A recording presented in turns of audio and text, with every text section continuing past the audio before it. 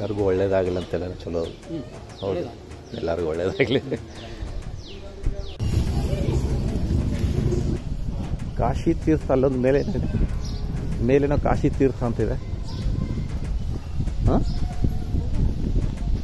ಇದು ದೇವಸ್ಥಾನ.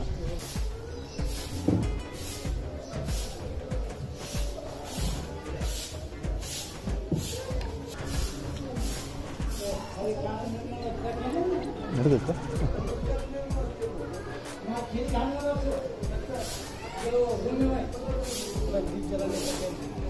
ಏನಾತ್ರಿ ಏನಂದ್ರೆ? ಹಾಂ ಹಾಂ ಹಾಂ.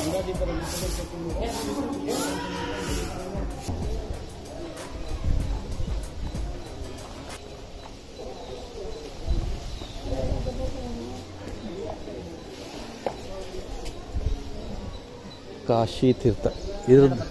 ಹಾಂ, ಕನ್ನಡ ಬರ್ತೈತೆ ಹೇಳ್ರಲ್ಲ. ಕಾಶಿ ತೀರ್ಥ. ಹಾಂ ಹಾಂ. ಇದು ಕಾಶಿದ ನೀರು ಯಾಕೆ ಬಂತಂದ್ರ, ಇದು ಕಾಶಿ ಹೊಂಡ ಯಾಕಂತಂದ್ರ ಕಾಶಿ ಜಂಗಮವಾಡಿ ಮಠದ ಗುರುಗಳಾದ ಚಾತುಕರ್ಣಾಚಾರ್ಯರು ಡೈಲಿ ಗಂಗಾ ನದಿಯಲ್ಲಿ ಸ್ನಾನ ಮಾಡ್ಕೊಳ್ತಿದ್ರು. ಗಂಗಾ ನದಿಯಲ್ಲಿ ಸ್ನಾನ ಮಾಡುವಾಗ ಅವರು ಅಲ್ಲಿ ಇರುವಂತ ಕೈಯಲ್ಲಿ ಕೋಲು ಬೆತ್ತ ತಗೊಂಡು ಹೋಗ್ತಿದ್ರು. ತಗೊಂಡು ಹೋಗಾಗ ಆ ನದಿಯಲ್ಲಿ ತೇಲಿ ಕಳೆದು ಹೋಗ್ಬಿಡ್ತಿದ್ರು. ಅವ್ರ ಬೆತ್ತ ಕಳೆದು ಹೋಗಿದ್ರು. ಆಗ ಋಷಿಮುನಿಗಳು ಏನ್ ಮಾಡಿದ್ರು, ಲೋಕ ಸಂಚಾರಕ್ಕೆ ಹೋಗ್ತಾರೆ. ಲೋಕ ಸಂಚಾರ ಅಂದ್ರೆ ನೀವು ಬರ್ತಿರಲ್ಲ ಈ ತರ ಲೋಕ ಸಂಚಾರಕ್ಕೆ ಹೋದಾಗ ಅವರು ಬೆತ್ತ ಇಲ್ಲೇ ತೇಲಾಡದನ್ನು ನೋಡಿ, ನಾನು ಕಾಶಿ ತೀರ್ಥದಲ್ಲಿ ಬೆತ್ತ ಕಳ್ಕೊಂಡಿದ್ದೆ, ನನ್ನ ಬೆತ್ತ ಇಲ್ಲಿ ಇದೆ ಅಂತಂದು ಅವಾಗ ನಾಮಕರಣ ಮಾಡಿದ್ರು. ಅದು ಉತ್ತರ ಕಾಶಿಯಲ್ಲಿ ಬಹುಮಾರ್ಗವಾಗಿ ಗಂಗೆಯಲ್ಲಿ ಬಂದಾಳ ಅಂತಂದ್ರೆ ಇದು ದಕ್ಷಿಣ ಕಾಶಿ, ಅದು ಉತ್ತರ ಕಾಶಿ ನಾಮಕರಣ ಮಾಡಿದ್ರು. ಅದನ್ನು ಒಂದನೇದ್ದು. ಇದು ಸ್ನಾನ ಮಾಡಿದ್ರೆ ಒಂದನೇ ಸ್ನಾನ ಇಲ್ಲಿ ಮಾಡಬೇಕು, ಎರಡನೇ ಸ್ನಾನ ಶಿವಪುಷ್ಕರ ಹೇಪೆ ಸರಿ. ಒಂದನೇ ಸ್ನಾನ ಮಾಡಿದ್ರೆ ಇಲ್ಲಿ ಮಾಡಬೇಕು, ಎರಡನೇ ಸ್ನಾನ ಇಲ್ಲಿ ಒಳಗಡೆ ಶಿವಪುಷ್ಕರನಲ್ಲಿ ಮಾಡಬೇಕು, ನಿಯಮ. ಆಮೇಲೆ ಇದು ಔದಂಬರ ಅಂದ್ರೆ ಔದಂಬರ ಕೆಳಗಿರುವ ವಿಘ್ನೇಶ್ವರ ಕಟ್ಟಿಲ್ಲ. ವಿಘ್ನೇಶ್ವರದ ಬ್ರಹ್ಮ ವಿಷ್ಣು ಮಹೇಶ್ವರ ದತ್ತಾತ್ರೇಯ ವಾಸವ ಸ್ಥಳ. ಇದರಲ್ಲಿ 108 ನಿಮ್ಮ ದೋಷಗಳು ಪರಿಹಾರ. ಈ ಪುಟ್ಟ ಮುಟ್ಟುವುದರಿಂದ 108 ದೋಷಗಳು ಪರಿಹಾರ. ನಿಮ್ಗೆ ಏನಿದೆ ಶಾಲೆ ಬಗ್ಗೆ, ಪರೀಕ್ಷೆ ಬಗ್ಗೆ, ನೌಕರಿ ಬಗ್ಗೆ, ಬಿಸ್ನೆಸ್ ಬಗ್ಗೆ, ಆರೋಗ್ಯದ ಬಗ್ಗೆ ಏನಾದರೂ ನಿಮ್ಮ ಮನಸ್ಸಿನಲ್ಲಿ ಸಂಕಲ್ಪ ಮಾಡಿಕೊಂಡು ಆ ಪುಟ್ಟದಲ್ಲಿ ಎಷ್ಟು ನೀಗುತ್ತೋ ಅಷ್ಟು ದುಡ್ಡು ಹಾಕಿ ನೀವು 3 ಸಾರಿ ಹೋಗುವಂತ ಈ ಕ್ಷೇತ್ರದ ನೇಮ. ತೀರ್ಥ ಹಾಕೊಂಡು ಇನ್ನೊಂದು ಪಾಠ ಕೇಳಿದ್ರೆ 3 ಸಾರಿ ಹೋಗಿ.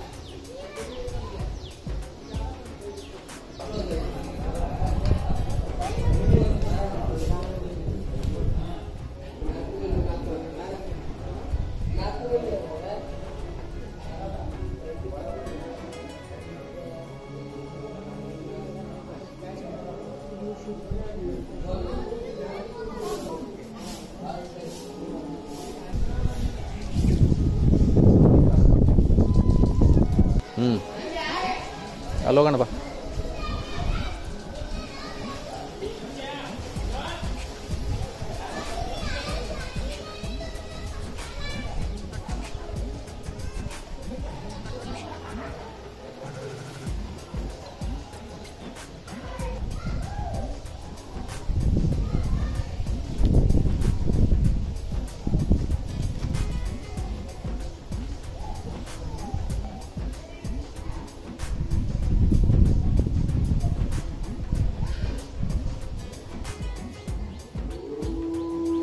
ಕ್ಯಾಮ್ರಾ ತರ್ಬೋದ್ರಿ ಒಳಗೆ?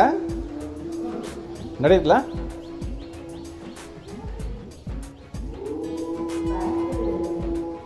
ಹಾಂ,